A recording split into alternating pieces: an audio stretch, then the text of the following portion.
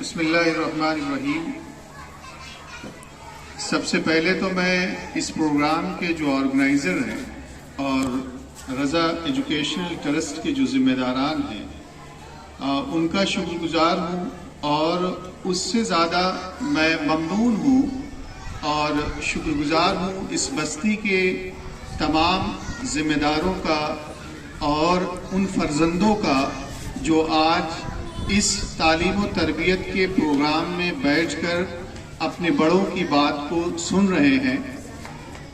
تو یقیناً آج اس مجلس سے وہ خود کوئی نہ کوئی پیغام لے کر ضرور جائیں گے۔ ابھی اس سے پہلے جن مقررین کا آپ لوگوں نے خطاب سنا، جن کی باتیں سنی، یقیناً ان کی باتیں قرآن و حدیث کے حوالے سے، جیسا کہ مفتی صاحب نے تعلیم و تربیت کے موضوع پر بہت ہی اچھے انداز میں گفتگو کی، اور ایسی روح پرور گفتگو کم سننے کو ملتی ہے۔ یقیناً اس سے مجھ کو بھی فائدہ ہوگا، اور اس سے پہلے جو ہمارے بڑے تھے اور انسانیت فاؤنڈیشن کے جو ذمہ دار تھے انہوں نے باتیں رکھی۔ میں بس 3 باتوں کو آپ کے سامنے پیش کر کے میں اپنی بات ختم کروں گا۔ سب سے پہلی بات یہ ہے کہ یہ جو فرزند ہیں، یہ جو نونہال ہیں، یہ جو اولاد ہیں، یہ جو بچے ہیں، یہ جو ہمارے اور آپ کے لیے مستقبل ہیں، جن پر ہم لوگوں کی نگاہیں ٹکی ہوئی ہے کہ یہ آگے بڑے ہو کر ہمارے لیے بیساکھی کا کام کریں گے، ان کی تعلیم و تربیت کیسے ہونا چاہیے اور کن چیزوں پر ہم لوگوں کو فوکس کرنا چاہیے، یہ رب کریم کی طرف سے، ذوالجلال کی طرف سے ہم لوگوں کے لیے کتنی بڑی نعمت یہ بچے ہیں۔ قرآن کریم میں اللہ رب العزت کا فرمان ہے، آپ لوگ جانتے ہیں کہ المال والبنون زینت الحیات الدنیا، کہ مال و بنون یعنی مال و دولت، اور یہ بنین، یہ بچے، یہ اولاد، یہ تمام کے تمام کیا ہے؟ یہ ہم لوگوں کے لیے زینت ہے، ہماری روح کے تسکین کا باعث ہے۔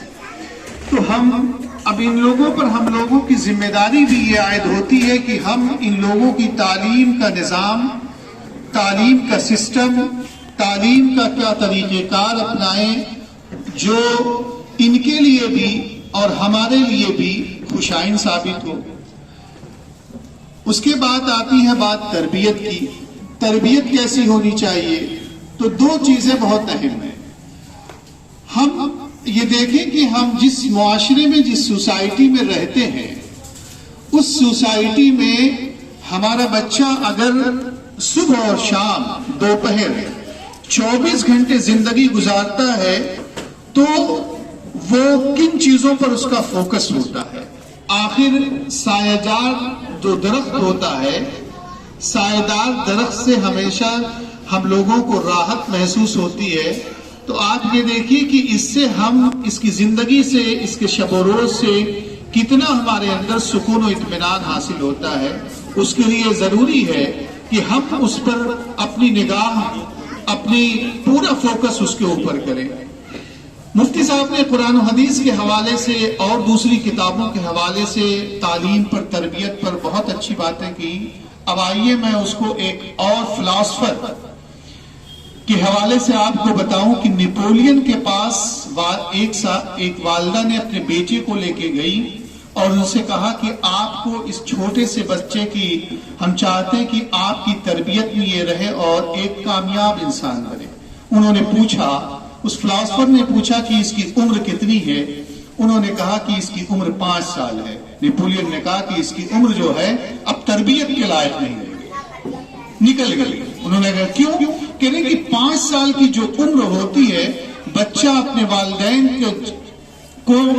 کی چیزوں کو ایسے آبزرو کرتا ہے کہ ان کا کھانا، ان کا پینا، ان کا اوڑھنا، ان کا بچھونا، ان کا بیٹھنا، ان کا نماز پڑھنا، ان کا لوگوں سے گفتگو کرنا، ہر چیز کو وہ آبزرو کر کے اسی کے مطابق اپنی زندگی کو ڈالنے کی کوشش کرتا ہے۔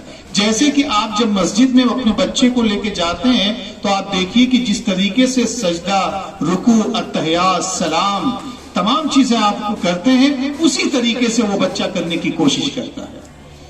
اس کا مطلب ہے کہ گھر میں جس طریقے سے باہر جو بھی چیز آپ کریں گے اس کا امپیکٹ اس بچے پہ پڑے گا. جیسی خیر کی چیزوں کی آپ امید رکھتے ہیں اسی خیر کو آپ کو اپنے اندر ڈھالنے کی کوشش کرنا ہوگا, تب جا کے ایک کہیں صحت مند معاشرہ اور صحت مند اولاد تعلیم و تربیت کے ساتھ ساتھ آپ کی آنکھوں کی ٹھنڈک بنے گی. قرآن کریم میں اللہ رب العزت نے جگہ فرمایا ہے,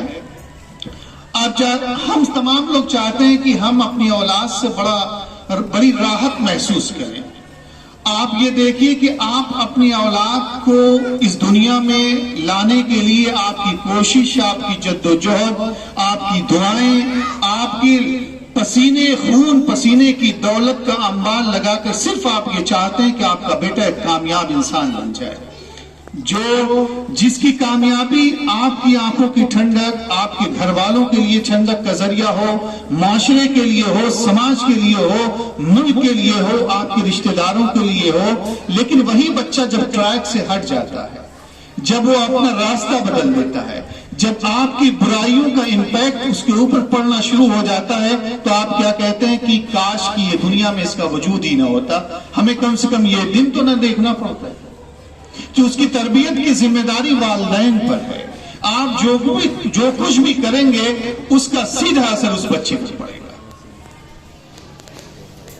دوسری بات, سماج میں جو کچھ برائی ہے جو دکھ رہی ہے, چاہے وہ پرانے زمانے کے اعتبار سے دیکھیں یا جدید حالات کے اعتبار سے دیکھیں, آج جو ہندوستان میں اور ملک میں اور سماج میں اور معاشرے میں اور ہمارے گھروں میں, ہمارے دوستوں کے ساتھ, ہمارے پڑوس میں جو کچھ چلتا ہے, اس کا خمیازہ, اس کا کرتوت, اس کا نچوڑ کوئی اور نہیں ہے, کوئی حکومت نہیں ہے, کوئی طاقت و اقتدار نہیں ہے. نہیں, اللہ رب العزت نے قرآن کریم میں فرمایا ہے, ظہر الفساد فی البر والبحر بما کسبت ایدی الناس, کہ زمین میں جو کچھ بھی تمہیں دکھ رہا ہے, زمین میں طوفان دکھ رہا ہے, زمین میں تیز ہوائیں دکھ رہی ہیں, زمین میں فتنہ و فساد, ظلم و زیادتی, قتل و غارت گری دکھ رہی ہے, یہ کس وجہ سے ہو رہی ہے؟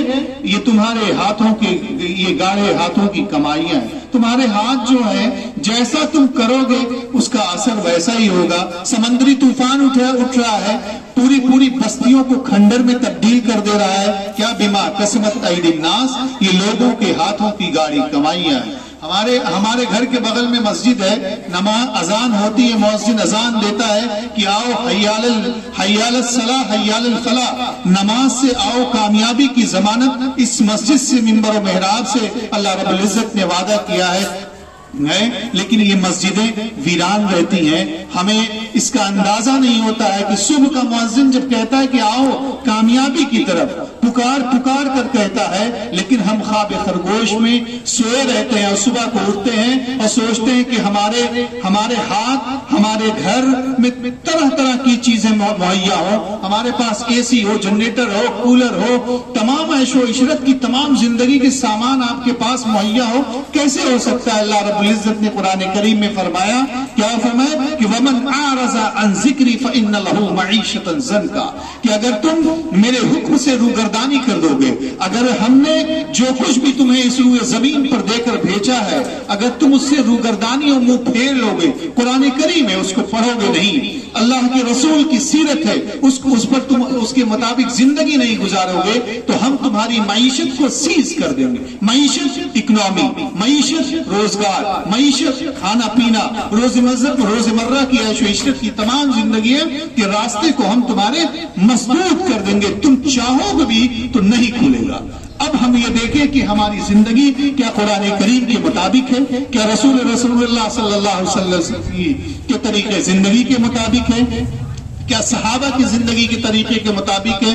ہم اس پر دیکھیں. تیسری بات, اللہ تعالیٰ نے قرآن کریم میں فرمایا کہ وَلَنَبْلُوَنَّكُمْ بِشَيْءٍ مِّنَ الْخَوْفِ وَالْجُوعِ وَنَقْصٍ مِّنَ الْأَمْوَالِ, ہم تمہیں آزماتے رہیں گے, ہم تمہارا امتحان لیتے رہیں گے, ہم تمہارے اوپر ایسی چیزوں کو مسلط کرتے رہیں گے, وہ تمہارے لیے آزمائش ہوگی. لیکن اس آزمائش سے تمہیں نکلنا کیسے ہے؟ تمہارے سامنے صرف ایک چیز ہے، وہ آئیڈیل ہے قرآن کریم۔